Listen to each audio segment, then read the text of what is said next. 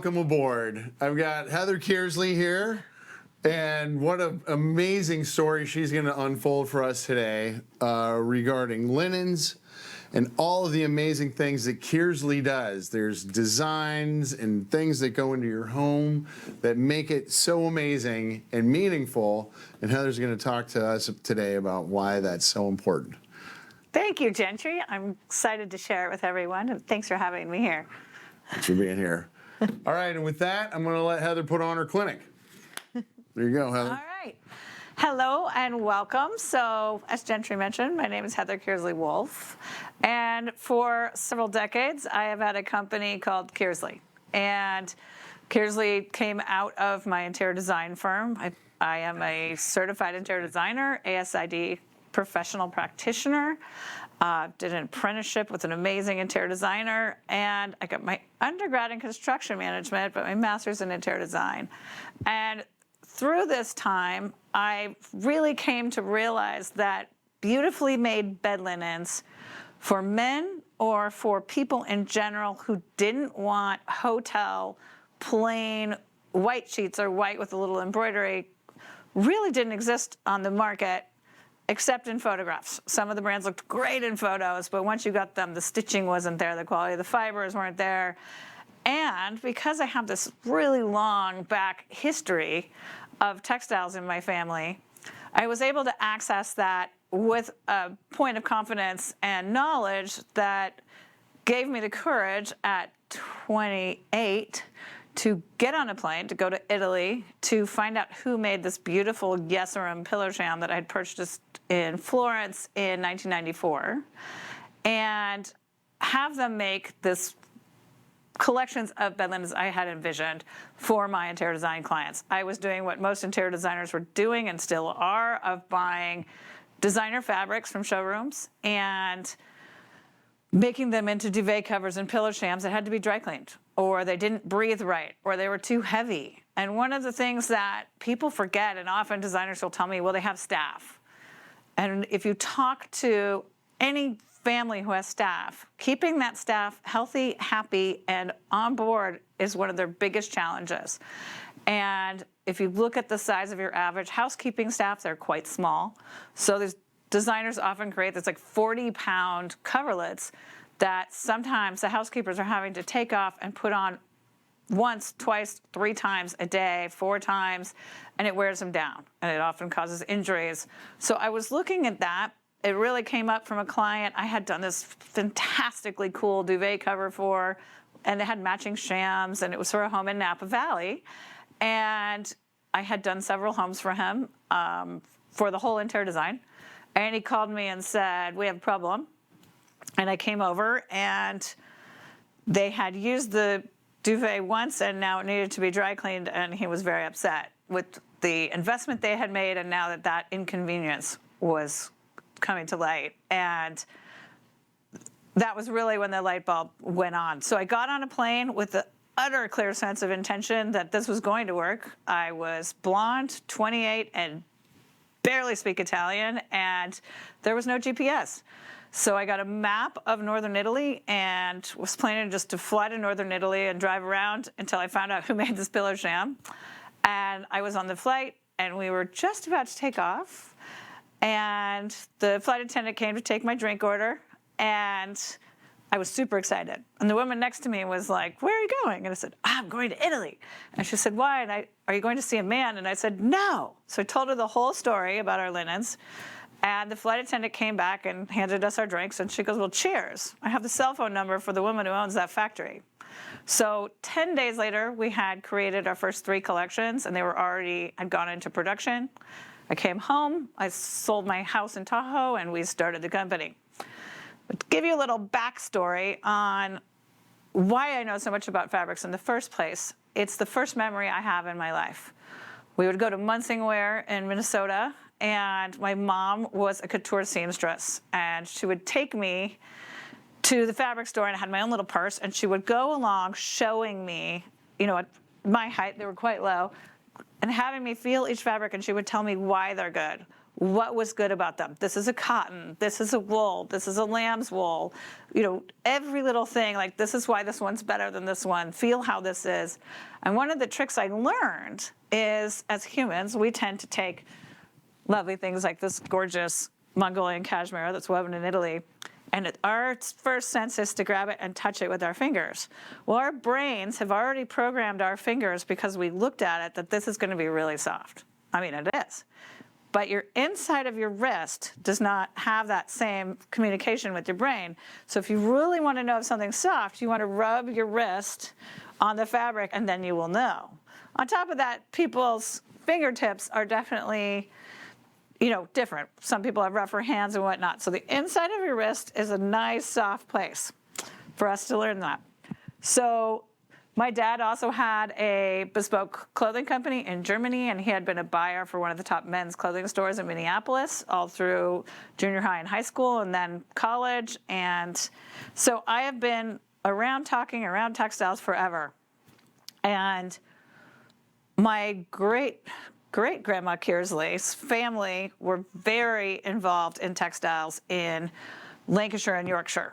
And I got to have a really cool week of going up and spending a whole week at the Manchester Library with this librarian who was super excited to have someone to spend the whole day with, researching all this stuff on microfiche and the history. And we learned so much. We found this cool document from like 1806 that my great grandfather wrote about fair treating of the workers at the time, which were the children that families couldn't afford to take care of their children, and they were sold to the mills, and they made sure that they got, that way they got fed, they got a job, they got a place to sleep, they had a chance at life. And it was very different times than today in the United States and Northern England, to be sure. And, things really changed for child labor laws because of Prince Albert, but that was a bit later. So flash backwards, we kept doing research, and we've learned that the Kearsley family was involved in the wool trade all the way back to the Norman invasion. And Marsden has been one of our family names, and Marsden was one of the interesting gentlemen who figured out what became the precursor to the stock market he ended up working with the, wool farmers, sheep farmers, and the weavers, and covering the in-between, and people would invest in that, and it helped the system all work. And there's a great book called The Fabric of Civilization that I highly recommend to everyone. It is not only an entertaining read, like no tomorrow, like it talks about those purple robes in Rome that we all, know of, the royal upper-class Romans. Turns out they're made from really stinky snails. And it became a status symbol for people to smell you coming. And so just little stories like that in the book are very, very interesting, all about the spinners. But basically, this is what I live and breathe. I do love interior design as well. But this is my passion, to share with the world and all my understanding and what goes on. So I'm going to show you some beautiful product and teach you a little thing or two here today. As we mentioned, Kearsley is our company. It happens to be my middle name, and that's why I chose it for the company. There's all sorts of things. People often think of linens, and they think of embroideries. And to learn a little bit about embroidery, we often think that, like on the stripe, that it's going to be a one machine that makes a single long stripe, and that's not true. This was made on a 14-head embroidery machine. Every 14 inches, basically, or might have been 12 on this one, it is re-hooped with an embroidery hoop, and then it all has to be matched up by a human. And the amount of labor that goes into this, and then because this is 5 colors, each one of those embroidery heads has to get loaded up exactly with the 5 colors.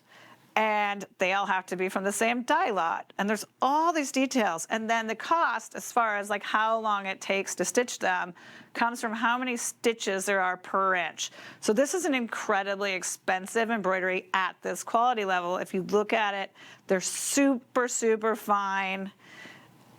embroidery stitches. There's no gapping. And that's one of the things where you can tell where something is a higher quality or not a higher quality. If there's gapping in between the stitches, they're saving money by doing fewer stitches per inch. Obviously, this is an incredibly complicated pattern that makes it more expensive. And, in turn, you could look at something this is going to be a little less expensive. This is one that's called Bavaria. This was my original embroidery. This was Tyrolean. And it was just another scribble I did in a notebook, and it came to life in the multicolors here, and I've always loved it. And I used to get in big trouble in school for doodling, and now that's what I do for a living.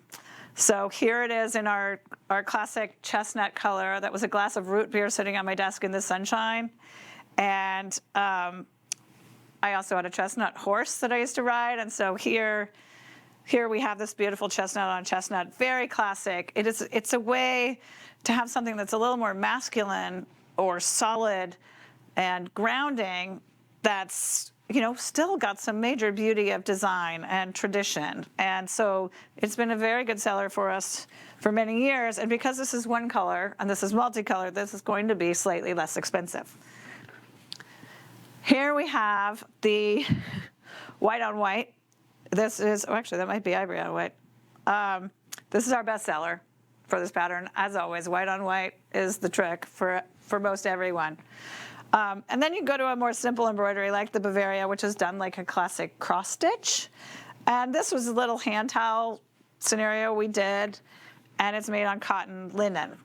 And so just a lovely little treat. People buy them a lot from us for hostess gifts. And we got, I think it was best gift of the season for one of the Wine Country magazines years ago, and it was a larger towel that we do, and he wrapped it up around a wine bottle and tied a bow on it, and it was what the hostess gift of the season was chosen, or host gift. And I think what we should get down to, since I started with more of the frosting, is get down to like the basic, the cake of the things, which is really the most important part. So at Kearsley, we have this little book that we give to designers to be able to reference. We work with a lot of interior designers. We work with a lot of private clientele. We have a partnership with a company called jetbeds.com, which is handcrafted mattress company, and they have patents on several jet beds that are non-inflatable. And they have this really cool big box. It looks like a rock and roll touring box that they send out to when someone buys a big jet that goes out to their designer, and the clients get to try the jet beds. And Kearsley is the cashmere in those sample sets and for their custom bed linens, and then also our what we call super luxe. So regular designers who aren't doing that specific of things get this whole set, and we've divided it into different types of fabrics. So here we have, we start out with cotton sateen. Now, I'm a sateen sleeper. I have made no bones about that in public. Lots of people are percale. And I want to teach you the difference of the two, because it's often talked about. But here we have our essential sateen, which has been our classic bestseller. And it's an absolutely beautiful quality, long staple cotton. And one of the confusing things is people talk about Egyptian cotton a lot. It's dropped constantly. And Egyptian cotton is a varietal. It's like saying Cabernet Sauvignon, Chardonnay, Sauvignon Blanc. And there's all different qualities of each of those. So there's 38 grades of Egyptian cotton. And sadly, with our truth in labeling in the United States, they can even sweep up the debris from Egyptian cotton manufacturing and glue it together and turn it into fibers and weave with it and call it Egyptian cotton. So one of the things you want to feel is for the lustrousness and the softness and the quality. As I said, use the inside of your wrist to do this. And this is a really high quality Egyptian cotton. It's probably going to be in the top, it's probably the top 3 grades. It's not going to be in the top 1 and 2. The number 1 is Giza 87. The number 2 is Giza 85. Giza 45, sorry. Giza 45 is the number 2. And this is going to be right up there behind it. 80% of the long staple Egyptian cotton in the world is grown in California, New Mexico, Arizona, and Texas. However, we do not have the machines to process that cotton. And so we send it to Italy and to Asia to be processed into long staple fibers. And so it's a long-term goal of mine to get that processing back here onto United States shores so that we're not paying a premium for our fine staple cotton. What happens here is we have to process it into shorter staples, which takes away from the quality. The sheets last longer the longer the cotton. So like a long staple cotton is going to be about that long. The shorter ones are this long, and they're twisted together. And the fibers start coming apart at their ends. So if you ever have your fibers pilling, it's the end of the fibers have been kind of exacerbated or antagonized by your sleeping on them. And that's part of the reason that ironing sheets smooths out those little ends and allows your sheets to last longer. Now, look, I rarely iron my sheets, but it is why hotels iron their sheets. It's not only so that they can make most of the time subpar sheets feel really amazing, but it's also so the sheets will last much, much longer. So this is a 610 thread count Egyptian cotton, and thread count's thrown around all the time. And it's somewhat useful, but it's not the end all. You really want to know how thin the fibers are compared to another cotton. So you want to be able to compare sheets next to each other when you're looking for your sheets. Another trick to know if they're actually really high quality is how finely they're sewn. So we do 12 to 16 stitches per inch, and that is tiny. And we do a fully rolled hem. So if you hold this up to the light, it's a solid line. And you'll see if you're looking at most sheets that this double roll doesn't happen. It's not as solid. It kind of comes halfway through. And you add up to like millions of such sheets, they're saving money by not fully rolling the edge hems. And by making stitching with bigger stitches is much faster in the machines. They can literally just throw them through the machines. They could throw them through the machines, and they can talk, and they can do whatever and get way more sets. But with ours, they have to be like do, do, do, do, do, do, do, do, do. So this is a good workhorse for our collection. This is the Essential Sateen, as I mentioned. It's going to be a little warm for all you really hot sleepers out there. It's a great one for winter, for kind of everybody. And we've stepped it up a little bit lately and have brought back our original quality. We have one that is called, here we go. Hold on, I've got a better sample of it. Just ironed today. Fill my secret stash back here. So this is called Montecito Sateen. This is 125 gram versus this one. And it's a little tricky for me to be able to tell you the difference. So telling you on camera is one thing, but for example, this Montecito is just really lush. It's one of those things, it's a little shiny right now. Sateen keeps a little bit of luster, but it wears out over time. And it's one of those things that just kind of cozies you in. Sateen is also directional, so if you go like this, it's nice and smooth, and if you go like this, it's rough. And so you'll always know it's a sateen if it's got two different things. It's also one-sided. You can only sleep on it on one side. If you flip it inside, it's actually looks like a percale on the other side, but it's not as smooth. So if you put your sateen sheets on upside down, your bed's not as comfortable. So this is our go-to. This is another one of my embroideries. This was inspired. Actually, I designed this originally for a yacht. And on the bedroom ceiling, there was a molding that was vaguely similar to this. And we were trying to come up with something that tied the room together. And so I created this. And as of right now, we've just called it molding. But I think we're going to come up with maybe a fancier name. Who knows? But this was not dumbed down, but simplified a little bit. This was done for Miyuki Yamaguchi at the 2023 San Francisco Decorator Showcase House in her gorgeous room with the Dugournay wallpaper. And so we did a set of this for her, and she wanted it a little narrower than we have traditionally done it. And that's one of the things we can do. Anything we do, we can take it, make it smaller, make it bigger, change the color, and adjust things, adjust the placement. Like, do you want it on the cuff? Do you want it on the body? And that's what couture is all about.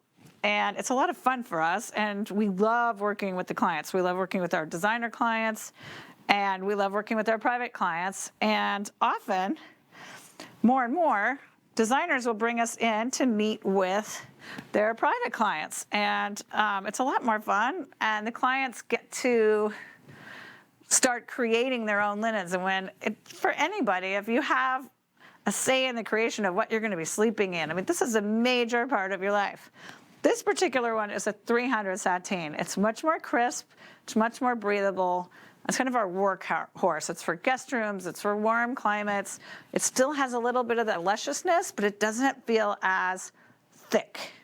And this one in particular is an interesting design. It's become more and more popular for us. And basically, it's kind of a hotel-style pillowcase in that the pillow comes right up to the end. But we call this one our pillow protector style because a hotel pillowcase, you'll notice, it's less and less, but they often have a mocked up stitch across the front. I'm sure I'll have an example of that. But versus having the pillows come up just before the cuff. So you see here, the pillow comes up here on the cuff, and then there's this additional cuff. And sometimes we make these 5 inches. Sometimes we need 6 inches. We just did some that were 8. That's all for drama. And, you know, what room are you creating? Are we creating a really sleek, modernistic room, like in a modern setting where we want the details in the pillows to be really understated, but the fabric has to speak for itself? Or are we just finished a Yountville estate that is entirely bourbon-esque, as in it's got we did a bourbon-style embroideries, and they're just absolutely elaborate and gorgeous, and may have an example in here. So I'd say our Soleil sateen, which is on our website in the Narragansett collection, is a major workhorse for us. This one is a favorite. It comes in 54 colors. So we can do things like banding, or you can have solid sheets in other colors. There's lots and lots of options. Stepping forward next, there's the fabric called percale, which people talk about all the time. You know, I want percale sheets. I'm a percale sleeper. I get this, not me, but people tell me this all the time. Percale is a plain weave. So it's basically what your shirts are. It's what your button-down shirts are. And it comes in all, quality levels. I believe by touch, this one is our 800 thread count, but I could be wrong. Yeah, this is Greenwich.